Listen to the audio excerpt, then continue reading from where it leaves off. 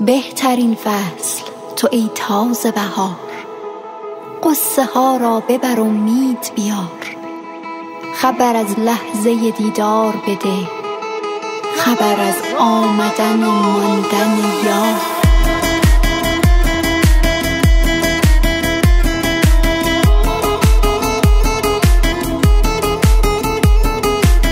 بهترین فصل تو ای تازه بهار، قصه ها را ببر امید بیار.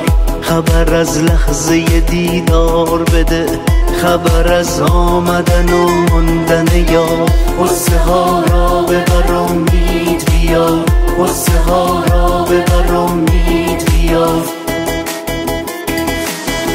باز کن پنجره ها را به نسیم، پاک کن سینه ما راز غبار. ای که بر هر وجب از پیرهنت طرحی از سبزه و گل رفته به کار. قصه ها را ببر امید بیار، قصه ها را ببر امید بیار، قصه ها را ببر امید بیار، قصه ها را ببر امید بیار.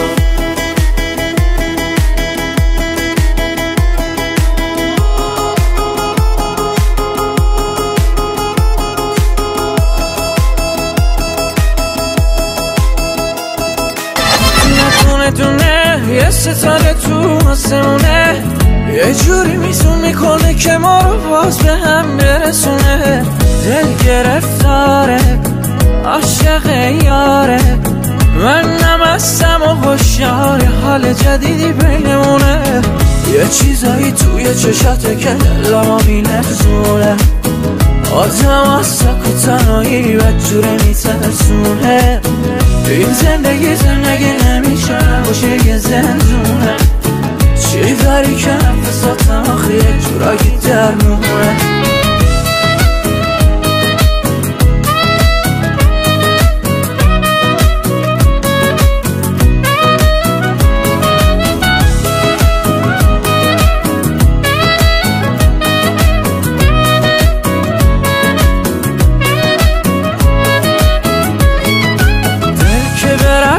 تو طرفدار تو گرفتار شد، وقتی که دل بریاتو دیدی یه شب بی افسار شد. تو دل ربای منی، نفسی هوای منی، بالا بری پایین بیای تو دیگه برای منی. یه چیزایی توی چشاته که دلمو میلرزونه، آدم از سک و تنهایی بدجوره میترسونه. این زندگی نمیشه نباشه یه زندونه، چی داری که نفساتم آخه یه جورایی درمونه.